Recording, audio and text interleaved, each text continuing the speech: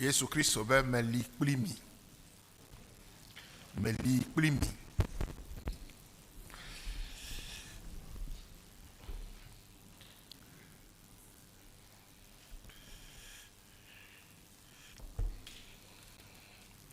Les dernières paroles d'un personnage célèbre, le discours d'adieu d'un politicien en fin de mandat et même les dernières prédications d'un pasteur qui part à la retraite ou bien qui quitte son poste sont toujours très écoutés, attentivement disséqués. Or, le passage de l'Évangile retenu pour ce dernier soir de l'année 2024 se termine par « Je suis avec vous tous les jours ». Et ce passage fait partie, dans l'Évangile selon Matthieu, des dernières paroles du Christ avant son ascension. Donc, elle mérite donc sans doute une attention particulière. Mais dans le texte biblique, ce « Je suis avec vous tous les jours » de Jésus est précédé de « Et voici, moi, je suis avec vous tous les jours », soulignant que ces mots ne sont que la fin d'une phrase qu'il serait malhonnête de tronquer. Mais je nous fais écouter le passage qui n'a pas été lu en français, mais qui a été lu en hébreu. Les 11 disciples allèrent en Galilée, sur la montagne que Jésus leur avait désignée. C'était à sa résurrection. Quand ils le virent, ils se prosternèrent devant lui, mais quelques-uns eurent des doutes. Jésus s'approcha et leur dit, « Tout pouvoir m'a été donné, ou toute autorité m'a été donnée dans le ciel et sur la terre. Allez donc, faites de toutes les nations des disciples. Baptisez-les au nom du Père, du Fils et du Saint-Esprit et enseignez-leur à mettre en pratique tout ce que je vous ai prescrit. Et voici, je suis avec vous tous les jours jusqu'à la fin du monde. » Matthieu 28, 16 à 20. Nous remarquons que si Jésus dit « Je suis avec vous », il y a derrière quelque chose qui tient pas bon, quelque chose qui ne va pas, quelque chose qu'on n'accepterait peut-être pas. Et quand on réécoute les deux premiers textes lus dans la prophétie d'Ésaïe, il y a de quoi avoir peur. Et dans l'Épître aux Hébreux, qui dit, voyez la fin de vie de ceux qui vous ont annoncé l'Évangile, voyez leur fin de vie et imitez leur foi. Et quand nous repassons la Bible, il dit que ce soit Pierre, que ce soit Paul, que ce soit ceux qui les ont précédés, que les prophètes qui les avaient précédés, si on se réfère à leur vie, moi j'irai pas. J'irai pas. Il y en a qui sont pendus, il y en a qui sont brûlés vifs sur le bois, il y en a, j'irai pas. On dit, regardez la fin de vie de ceux-là et voyez leur foi et imitez-les. Eux, c'est pas aussi simple que ça.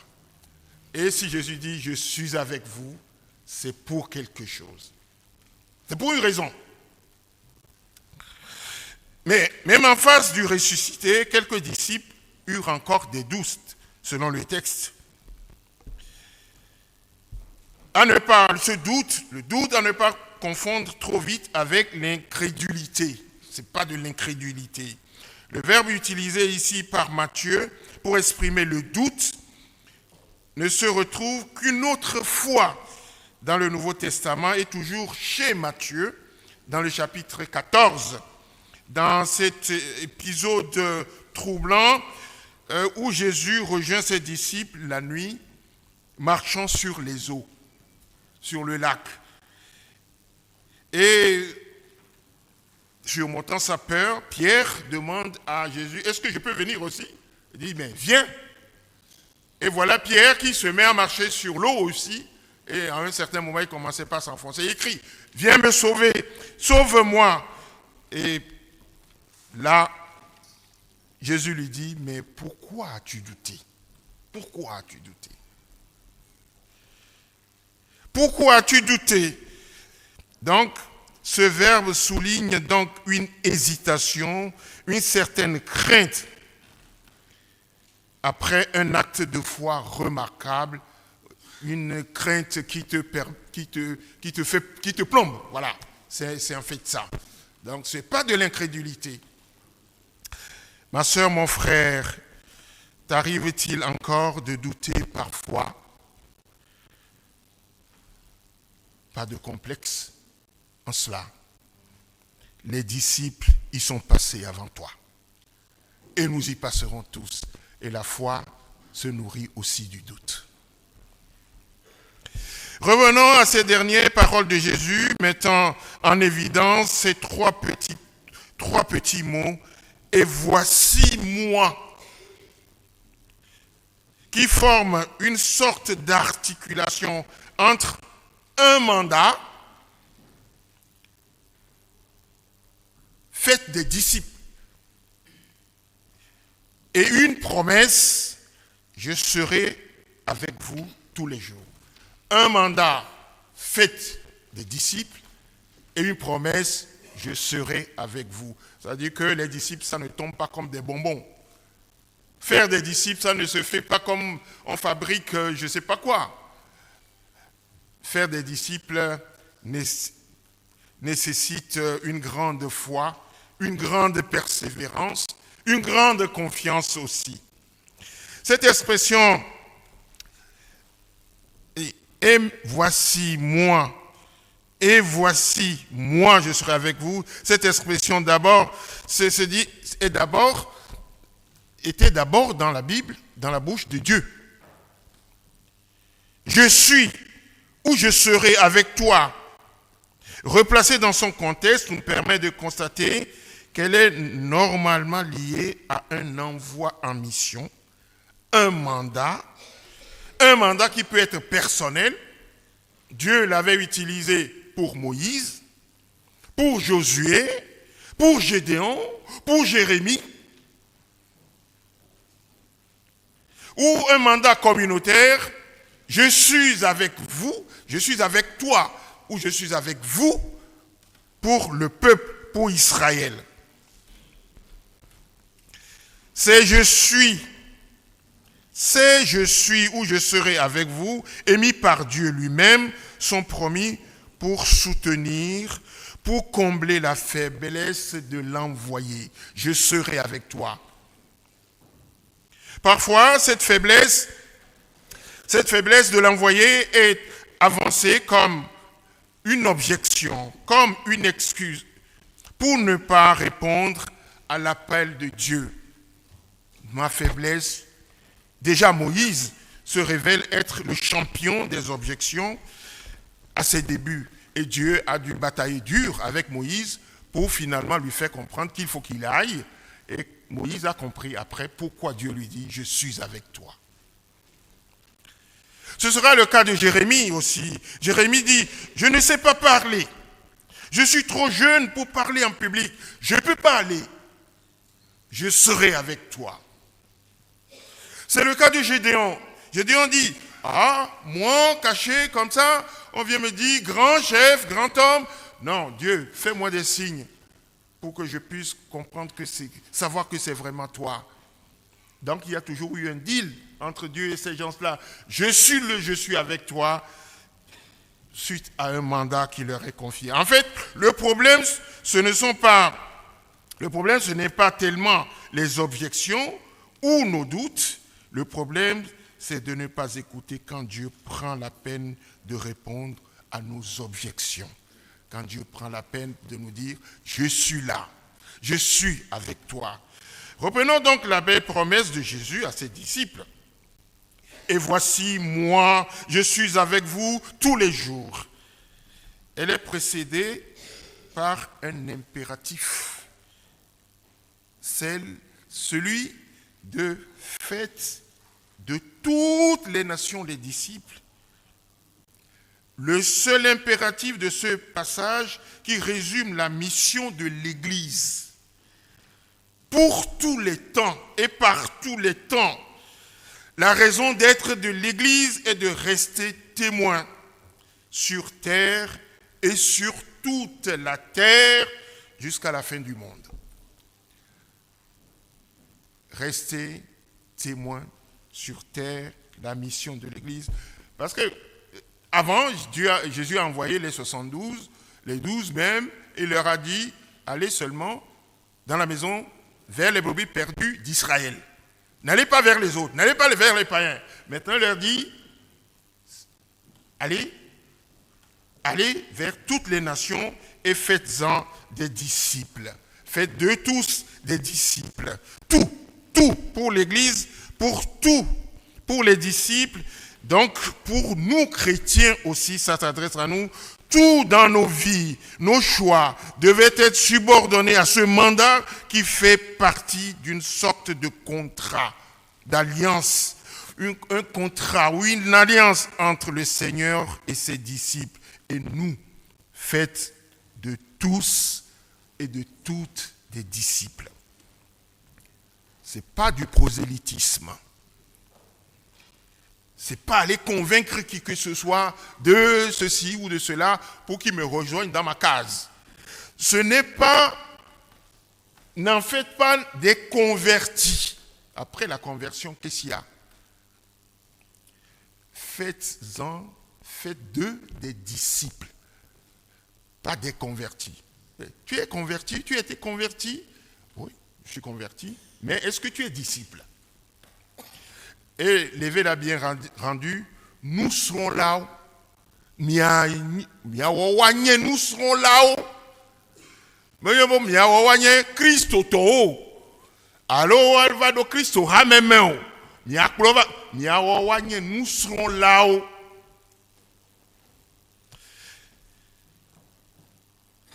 Des disciples qui se forment, qui pratiquent ce qu'ils croient, qui se nourrissent des enseignements du Maître et qui, en l'imitant, en se mettant au service de leur prochain, donnent envie à d'autres de leur ressembler. En imitant Jésus, en agissant comme Jésus l'a enseigné, donne envie à d'autres de les rejoindre. Sans pression, sans manipulation, sans démagogie, les amener par les actes, par notre façon de vivre le Christ. Des témoins, en faire des témoins et proclamateurs de l'Évangile à travers leurs paroles, actes et vie. Et Jésus d'ajouter un cahier des charges résumé en 3 verbes, 3 moyens d'accomplir la mission. Aller, baptiser, enseigner. Allez, baptiser, enseigner tout ce que je vous ai appris ou je vous ai prescrit. Allez. Allez. Vous, allez. Ce n'est pas une question d'un appel missionnaire particulier. Tous sont concernés. Tous sont concernés. Ce n'est pas moi seul. C'est nous tous qui sommes concernés. Aller, c'est d'abord l'idée de sortir, de bouger, sans se replier sur ses propres vérités, ses vérités certitudes. Non, c'est s'ouvrir à l'autre, aller vers l'autre. Ne pas attendre que l'autre vienne à moi. Allez.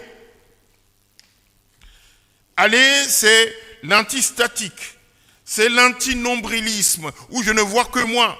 Miaoukoué. C'est la foi rayonnante qui fait sortir de soi pour rejoindre les autres, pour s'intéresser aux autres. Je n'ai pas la vérité infuse. Je peux apprendre de l'autre aussi, mais il faut aller vers. allez. Ensuite, baptisé. Baptisé au nom du Père, du Fils et du Saint-Esprit. L'Épître aux Romains parle de mourir et ressusciter en évoquant le baptême. Baptisé, le baptême, c'est mourir et ressusciter avec le Christ. Le baptême amène à un changement radical. Ce n'est pas juste amener les enfants, on leur met de l'eau sur la tête, ils disparaissent, on les revoit au mariage et puis on les revoit dans le cercueil. Ce n'est pas ça. Baptiser doit amener à un changement radical, un renoncement. Comme c'est bien dit, c'est dit encore dans nos liturgies au Togo, nous les satanas, peu dollar, peu trop souvent, peu New York, et on a un melon, voilà, un melon, je sais pas. Et je dis, est-ce qu'il faut garder ça là dans la liturgie? C'est la liturgie du 2e siècle hein, qu'on utilise encore, nous. Un renoncement. Baptiser, c'est un renoncement à. C'est un refus des combines, des magouilles et de certains conditionnements pollués du monde. Dans le texte que nous avons lu, si on lit les versets du début, quand Jésus est ressuscité, les femmes qui sont envoyées, ensuite, pour annoncer la disparition de Jésus, les gardes n'ont rien compris de ce qui s'est passé, et puis Jésus est ressuscité. Après, quand ils sont allés l'annoncer, les grands prêtres leur ont dit, jamais n'allez dire qu'il est ressuscité. Dites plutôt, dans le chapitre 28 de Matthieu, dites plutôt que ses disciples sont venus l'enlever. Ne dites pas, parce qu'il y a eu un grand bruit, des éclairs, et puis le tombeau s'est ouvert et il est parti. On ne l'a plus revu. Et quand ils sont allés raconter ça, on dit, ne dites pas ça. Dites plutôt que ses disciples sont venus le prendre le corps. Voilà. Omlino Godo. Prenez de l'argent et allez diffuser cette information un peu partout. Mais l'empereur, le gouverneur va dire, on nous a mis là-bas, nous les soldats. On dit, nous nous en occuperons, on ne vous fera rien. Alors prenez l'argent et allez, comme on fait dans d'autres pays là. Toujours l'argent et puis tout ce qui est éthique, tout ce qui est, même par rapport à notre foi, on met ça de côté et puis, bon, l'argent peut tout acheter. Encore chez certains peuples et certaines personnes. C'est ce qui s'est passé déjà dans la Bible. Donc, le renoncement, le refus de tout cela, le baptême doit nous amener à cette conversion où l'argent ne peut pas nous acheter, en fait. Le troisième, c'est enseigner. Enseigner à observer tout ce que je vous ai prescrit. Tout ce que je vous ai prescrit. C'est un moyen au service de notre mission, dit Jésus. Certes, la responsabilité incombe avant tout aux dirigeants d'Église, mais également à tous les fidèles. Parce que, surtout dans le protestantisme, nous sommes dans le sacerdoce universel. Tout le monde est prêtre. Et le pasteur a la responsabilité de transmettre ce qu'il connaît pour que chacun puisse transmettre à son tour. Donc, nous sommes tous embarqués dans cette histoire. La volonté de Christ à eux enseigner, c'est qu'ils soient un. L'unité, l'amour les uns envers les autres, le salut par la foi, le pardon, la sanctification, le don de l'esprit, le partage, tout ça là, tout ce package-là, tout ce qu'il leur a prescrit, enseignez-leur. C'est quand vous leur aurez enseigné qu'ils pourront enseigner eux aussi à leur tour.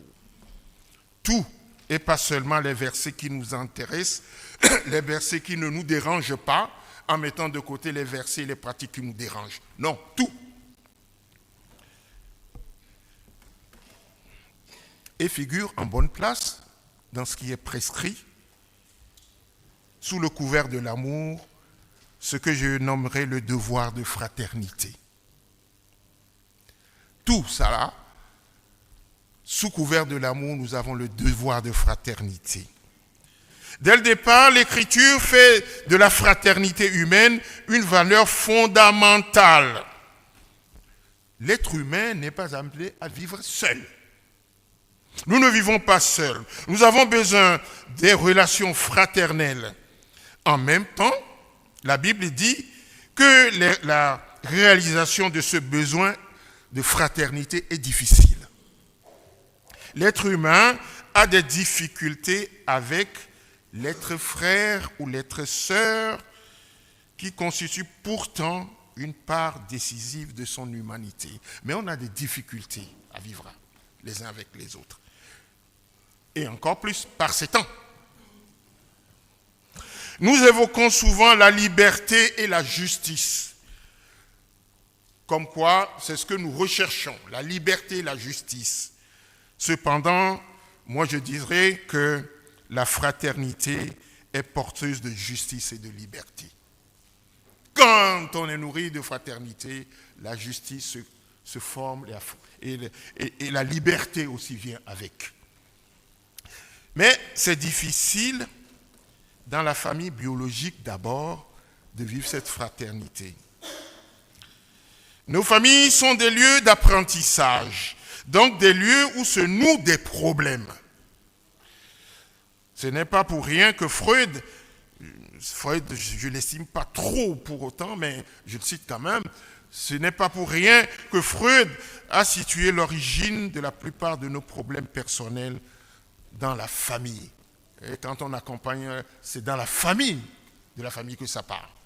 Donc, difficulté à vivre cette fraternité dans la famille.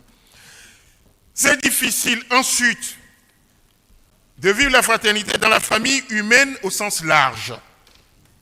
La fraternité du genre humain, ce bel idéal qui devrait aller de soi est problématique. L'expérience montre que les appels à la fraternité ne suffisent jamais à apaiser les conflits, et bien au contraire. Les haines fratricides sont parmi les plus impitoyables, alors qu'on appelle à la fraternité. Sinon, on n'aurait pas les guerres. Troisièmement, c'est difficile de vivre la fraternité dans la famille symbolique de l'Église. L'Église est un lieu de conflit pas possible. Pensez à la figure de Judas, qui incarne la faille dans la fraternité spirituelle qui lie les disciples et Jésus. Déjà, cette faille est présente à tout moment dans nos communautés et malheur à nous si nous la laissons s'agrandir. Malheureusement, dans nos communautés, c'est comme ça. Très compliqué en Église. Bien sûr, l'aspiration à la convergence existe. Mais l'obstacle à cette convergence, vous savez comment ça se nomme? L'obstacle se nomme la jalousie. La fraternité fait apparaître la jalousie, qui peut vite tourner à la haine meurtrière. La jalousie est le principal obstacle qui m'empêche de m'accomplir ou d'accomplir la fraternité. La jalousie est une chose que l'on sait, il y a une chose que l'on sait peu, même en lisant la Bible. C'est que le mot péché est mentionné pour la première fois dans les textes bibliques au passage où Caïn, jaloux de son frère Abel, médite de le tuer. Le péché, la première fois qu'on a évoqué le péché, c'était là. Ceci n'est pas un détail. On est parfois très étonné de la futilité des motifs de la jalousie. Nous vivons dans un système qui exacerbe la jalousie. Rien que la publicité entretient la convoitise. La publicité, quand on la voit là, quand je vois une belle voiture, quand je vois une belle maison, quand je vois une belle... Et on fait la pub, moi aussi je veux la voir. La publicité entretient la convoitise. Il paraît que le taux de consommation en a besoin. les discours de politique commerciale font miroiter que nous devrions avoir ce que l'autre a et que moi je n'ai pas. Tout cela met à mal le lien humain et les liens sociaux. La crise de la fraternité au niveau de la société entière n'est pas le moindre des problèmes. Mais comme des chrétiens, nous y avons une responsabilité particulière, car notre devoir de fraternité est mis en mal par la jalousie. Mes frères, mes sœurs, le projet de Dieu auquel il nous associe est l'espérance d'une humanité réconciliée et vraiment fraternelle. C'est ce à quoi Dieu nous appelle. Une humanité, l'espérance d'une humanité réconciliée et vraiment fraternelle. Pour l'heure, nous affronterons les obstacles qui contredisent cette espérance. Ayons cependant présent à l'esprit que le Seigneur est avec nous dans ce combat de longue haleine. Il est là, il a promis. Et c'est ainsi que, pour nous rassurer, le Christ donne sa parole. Il dit, je donne ma parole. Et ma parole, il dit, et voici, moi, de mon côté, je suis avec vous tous les jours. Même si c'est difficile, je suis là avec vous tous les jours. C'est sa part de contrat d'alliance avec nous. Part de contrat d'alliance que je nomme Alliance Emmanuel. L'Alliance Emmanuel. Bon, c'est moi qui non, Alliance Emmanuel. Et pourquoi? Sa présence avec nous, en nous, est comme un équipement indispensable pour être des témoins crédibles en toutes circonstances, dans les joies, dans les peines, dans l'abondance, dans la disette, dans les succès, dans les défaites. Cette présence est comme un équipement qui nous porte, qui nous maintient. Et voici, moi, le ressuscité, vainqueur de la mort, je suis avec vous tous les jours pour dire, n'ayez pas peur, ne craignez pas. Si vous passez par le feu, il ne vous brûlera pas. Par les eaux, ils ne vous inonderont, ils ne vous submergeront pas. Je suis avec vous. Par cette promesse finale, je suis avec vous, c'est Emmanuel. C'est pourquoi je l'ai nommé Alliance Emmanuel. Par cette promesse finale, Jésus ressuscité est confirmé par Matthieu qui, d'abord, nous renvoie au début de son évangile en citant la prophétie d'Ésaïe concernant le Messie, où il est écrit « On l'appellera Emmanuel, Dieu avec nous ». Matthieu 1, 23. Ensuite, au milieu de son évangile, le même Matthieu rappelle encore cette autre promesse du Seigneur. Là où 2 ou 3 sont, je suis au milieu d'eux. Matthieu 18, 20. Et enfin, une troisième fois, il renouvelle l'alliance Emmanuel. Je suis avec vous pour toujours.